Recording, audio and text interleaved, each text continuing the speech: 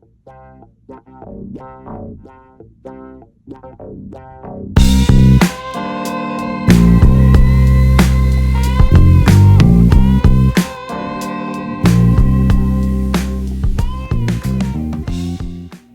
Vinyl community, this is Tim with the University of Vinyl, back today with another video, and I'm going to be continuing on down the path of I'm going to highlight 5 more albums that have audiophile quality sound that can be found today in record bins all around the country, all around the world.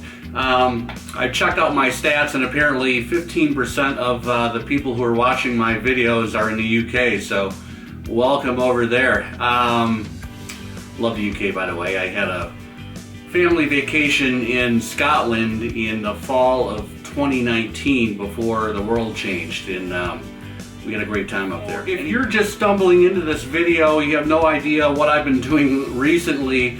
I've been featuring some different engineers and people who mastered these albums, and I've been focusing on albums that were issued, released in the late 60s all the way up into the 2000s.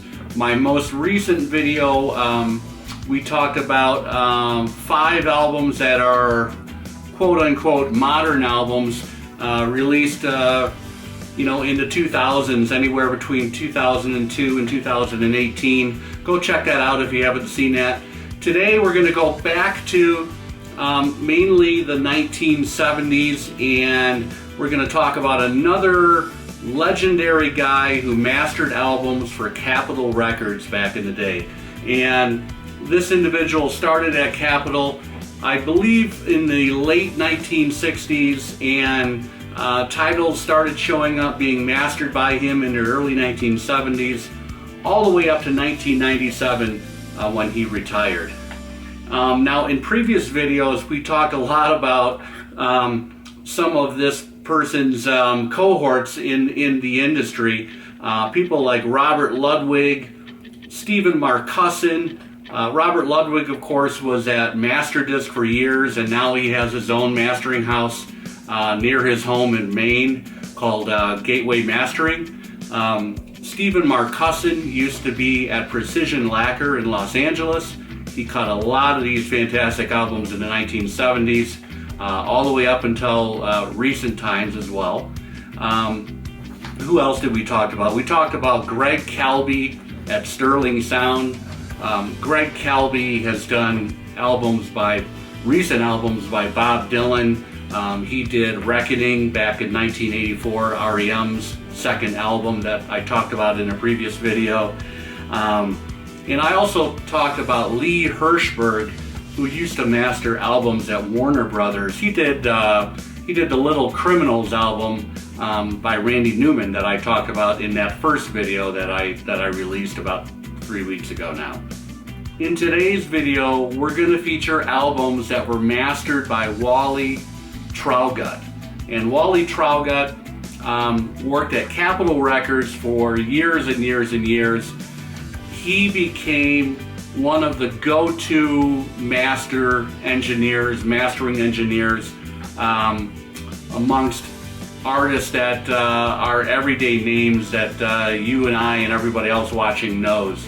And Wally, it's very easy to find an album that's been mastered by Wally Traugott. If you check the Dead Wax, first of all, many of these albums are on the Capitol label, and if you look in the Dead Wax, there will be an etched Wally, W-A-L-L-Y, or a W-L-Y. And of course, the best ones that you can find have those etchings on both sides of the album. There are some out there where you're only going to find Wally or W-L-I-L-Y on one side, and the other side may be blank, or there may be someone else's initials. There is a very, very long 29-page thread right now on the Stephen Hoffman forums that I'm going to actually drop a link into the video. If anybody wants to delve into this further after watching this, I recommend that you check out that thread. You will be amazed at the list of albums and artists that Wally Traugott was responsible for mastering. It's just an incredible long list. Anyway, let's get started with today's first album. So this is the 1974 Beach Boys comp, Endless Summer. This is a double LP, and this was mastered by Wally Traugott. And I kid you not, there are some songs on this album. Let me back it up a little bit. So I recently picked up two of the Acoustic Sounds Beach Boys reissues. They remastered at Analog Productions. They remastered 14 of the Beach Boys titles, all the classic ones, everything from Pet Sounds to Surf's Up. Those are the two that I actually have.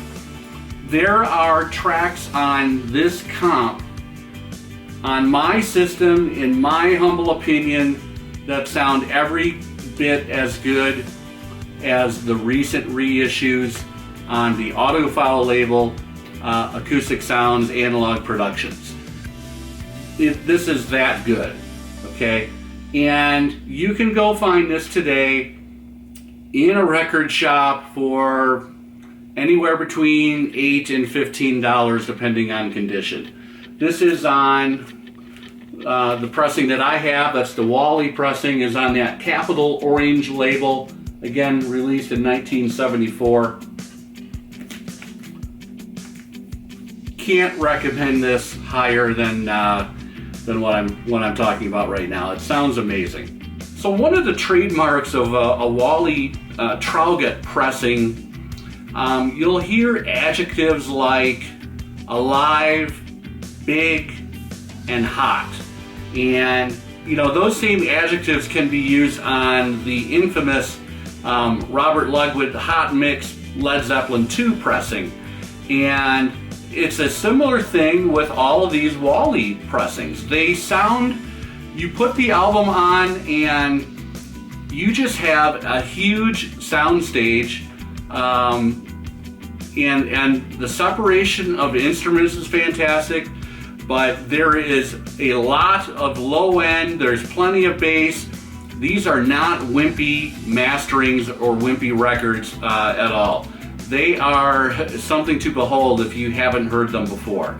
Now, one of the more famous Wally pressings that's very sought after is Boston's 1977 self-titled debut album. Another one, the next one that he did for Boston, of course, was Don't Look Back, which I have here. And the same thing, what I'm talking about is Wally's masterings are, the sound is big, it's immediate, and basically you're in for a treat. If you put on that first Boston album or this album, you're just going to be amazed, and I dare you to go find a reissue, just a standard reissue that the label has put out, and do an A/B testing with a Wally pressing. It's night and day. Good example here. So on side 2, first track on this album is Feeling Satisfied. The guitar just comes stampeding out on that track. That's the second album talking about today, mastered by Wally Traugott on that Orange Capital label, Don't Look Back, Boston 1978.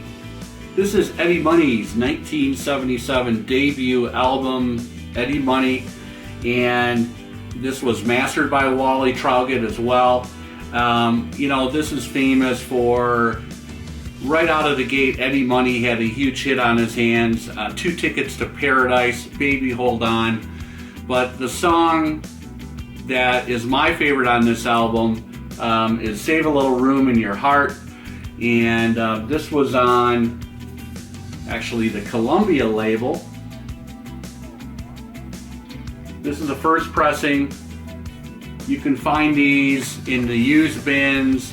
You know, we're talking 10 or 12 $14. This one is near mint. It sounds amazing.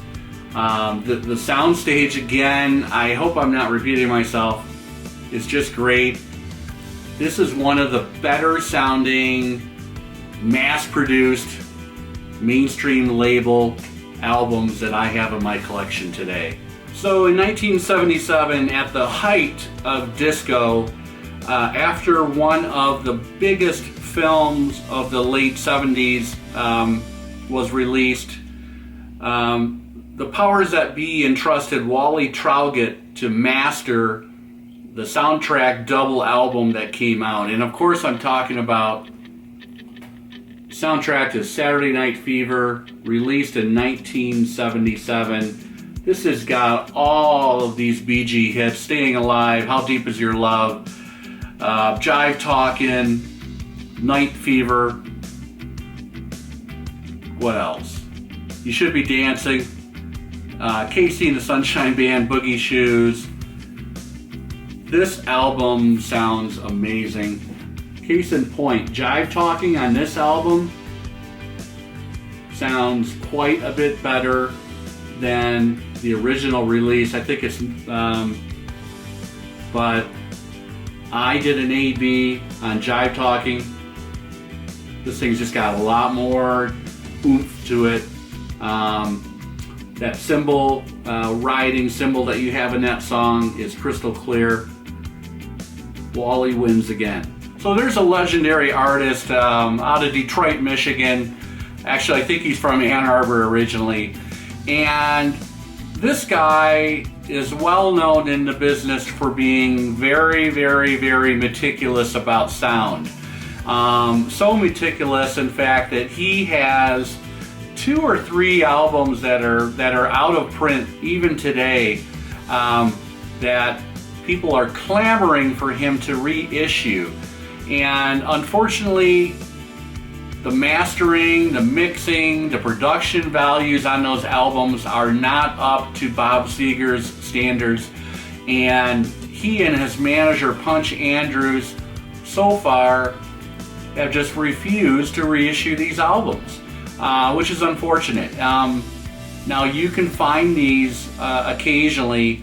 I'm talking about those albums, Smokin' OPs back in '72. Those are 2 that I'm talking about. Another one is Mongrel. They're very, very hard to find. They're hard to find in good condition. When they were in print, there were a couple repressings done in the mid '70s, and there's been some kind of gray market bootleg issues done as well that sound even crappier than the original releases.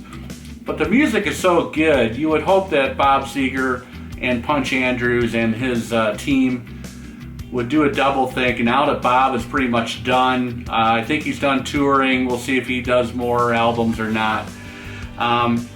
But the reason I'm talking about Bob Seger is because his meticulous personality with sound, there was only one person that he was going to entrust with the mastering of his albums, and I'm talking about that long string of albums starting in 1976, 1977, all the way up into the early 80s. And the person that mastered all of those albums is Wally Traugott. This is a great example. This is an original press on Capitol and Stranger in Town. I love this. I found this thing originally still in the shrink. It's got an original price tag on it. Of course, the hype sticker. Price tag is $6.98. Wax Track Records. So that was either in Denver or Chicago. I picked it up here in Colorado, so I'm thinking this probably originated out of Wax Tracks in Denver. But this sounds amazing. You know, put on Hollywood Nights and it's just galloping out of the speakers, okay? And you have stuff going on in both channels, stereo. Just sounds great. Really good album to find. And all of these Seeger albums can be found for between $10 and $15 in pretty good condition today. So some of the other things, again, I'm going to drop that link to the Hoffman forum that talks about essential masterings by Wally Traugott. But an important thing to remember is he was actually asked to master or remaster. The Beatles had a whole campaign of reissues starting in 1978 up into the 1980s. They're the purple and orange Capitol labels. There's some people commenting on that forum saying those are the best pressings, stereo pressings that they have found in their collection. And these people are Beatle freaks. So they're swearing by the Wally pressings. That's all I have today. It is a fantastic late Friday afternoon. I'm going to go head out and have a cold beer. I appreciate all the comments that are coming in on some of the recent videos. I'm trying to chime in when possible. Just a sneak peek, I'm working on a new video. It's going to be a response to, in the VC right now, there's a vinyl tag going around, the country tag, country vinyl tag. I am going through the collection right now and working on that, and I hope to have that out maybe by the end of the weekend. So stay tuned, and hope everybody has a fantastic night.